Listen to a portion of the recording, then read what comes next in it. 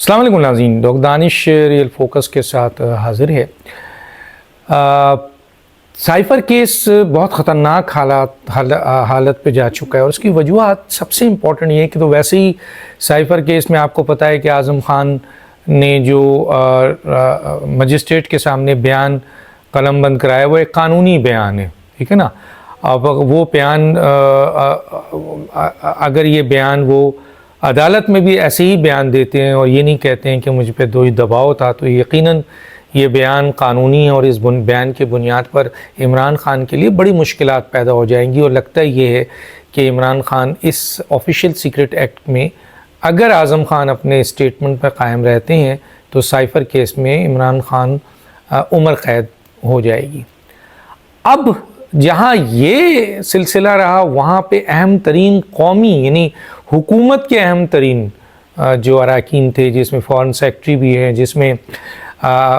US में जो ambassador थे वो, और उसके अलावा फ़ॉरेन रिलेशंस के जो लोग हैं, जिसमें नौमान बशीर साहब आते हैं, जिसमें सुहेल महमूद साहब आते हैं, जिसमें असद मजीद साहब आते हैं। अब इन लोगों ने भी स्टेटमेंट दे दिया, वो भी रिकॉर्ड का हिस्सा हो गया। उन्होंने भी ये कहा है कि साइफ़र में कोई धमकी नहीं थी, साइफ़र का केस ऑफिशियली नहीं, इमरान ख़ान ने गलत तरीक़े से प्रीट किया। आज साइफ़र को खोलना इंतहाई गलत बात थी, साइफ़र को गलत तौर पर इस्तेमाल किया गया, साइफ़र में ऐसी कोई बात नहीं थी। तो आज़म ख़ान का तो बयान मौजूद था जो कि ऑलरेडी कानूनी शक्ल इख्तियार कर चुका था, लेकिन इसके बाद इतने high level high profile secretaries का इमरान ख़ान के ख़िलाफ़ साइफ़र के सिलसिले में जो बयानात है वो इमरान ख़ान के साइफ़र के केस को बहुत ख़तरनाक ले गया है। इमरान ख़ान साहब ने जब ये अमल किया होगा और ये साइफ़र का केस उनके सामने, क्योंकि इमरान ख़ान पे साइफ़र का इमरान ख़ान पे और शाह महमूद कुरैशी पे चालान होना था जो कि नहीं हो सका। तो मुझे लगता है ये कि अभी बहुत जल्दी उनका चालान होगा और इसकी जस्टिफ़िकेशन, इसके ख़िलाफ़ इमरान ख़ान साहब क्या डिफेंस करेंगे। दुनिया को वो बोलते रहे हैं और उन्होंने अमेरिका को इन्वॉल्व किया, उन्होंने पब्लिक मीटिंग्स में ये सब बातें की हैं, ऑडियोज़ वीडियोज़ मौजूद हैं इन तमाम चीज़ों में। फिर इन लोगों के बयानात आ गए, नेशनल सिक्योरिटी काउंसिल्स में भी बयान है, इंटरव्यूज़ में भी है, इमरान ख़ान साहब ने ये सारे बयानात दिए हुए हैं। तो इमरान ख़ान साहब किस जगह से निकलेंगे? मसलन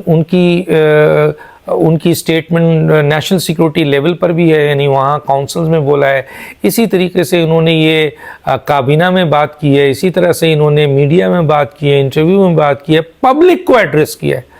मसलन ये सारी गवाहियाँ मौजूद हैं साइफ़र के हवाले से जो उन्होंने कहा। अब वो तमाम चीज़ें उनके अगेंस्ट जा रही है, उनके अगेंस्ट ये जा रहा है कि ये सब उन्होंने लग़ बातें की, झूठ बातें की, साइफ़र में ऐसी कोई चीज़ नहीं थी और साइफ़र को उन्होंने बेस बनाकर जो अदम एतमाद की तहरीक थी उसको इस्तेमाल किया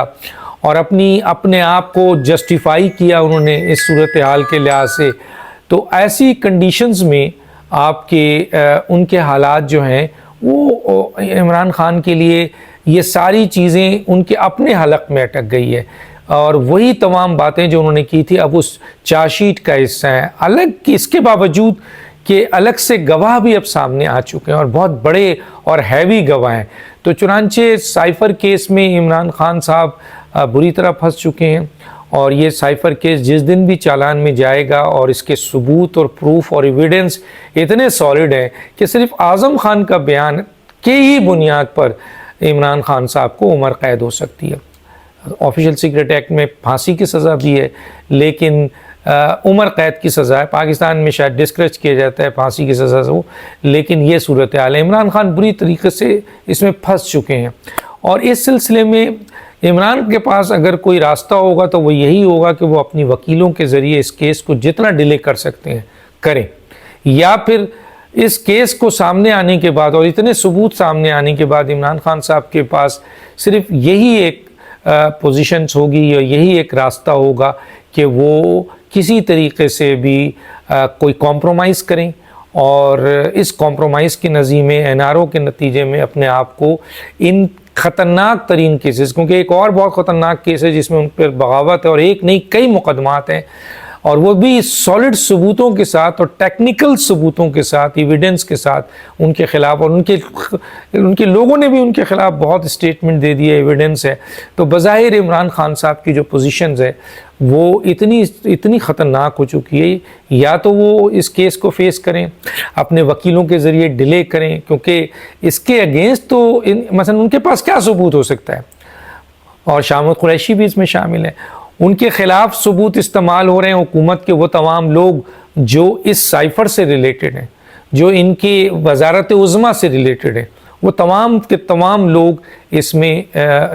सामने इनके आ चुके हैं। अब सवाल ये पैदा होता है कि जिस दिन भी ये चालान पेश होगा, मुझे ये लगता है कि इमरान खान साहब दो जगह जाएंगे। एक तो अपने वकीलों से कहेंगे कि इस केस को जितना आप खींच सकते हैं खींचे, दूसरा इनका कोशिश होगी कि इतने ख़तरनाक केस और वेल इस्टेब्लिश केस के बाद वो कॉम्प्रोमाइज़ करना चाहेंगे,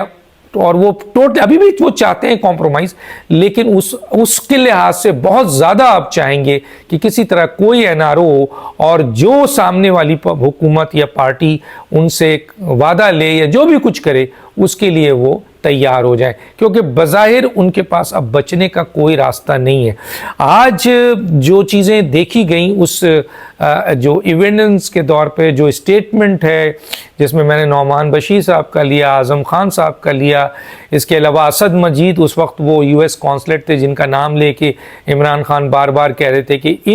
इनके ज़रिए, क्योंकि ज़ाहिर है उन्होंने ही भेजा था और उन्होंने इनकार कर दिया। सुहेल महमूद फॉरेन सेक्रेटरी है, उन्होंने इनकार कर दिया। तो बज़ाहिर इस वक्त इमरान खान साहब बुरी तरह फंस चुके हैं और वो उस जगह पे अभी खड़े हैं कि जिस दिन ये केस चला, और ये केस अगर इमरान खान इसको टेक्निकली डिले करने में कामयाब नहीं हुए तो इसका फ़ैसला बहुत जल्दी आ जाएगा, और इस फैसले के लिहाज से बज़ाहिर ये लगता है इतनी सॉलिड एविडेंस की बुनियाद पर कि इमरान खान साहब को उम्र कैद हो जाएगी। डॉक्टर दानिश को याद दीजिए। अल्लाह हाफ़िज़।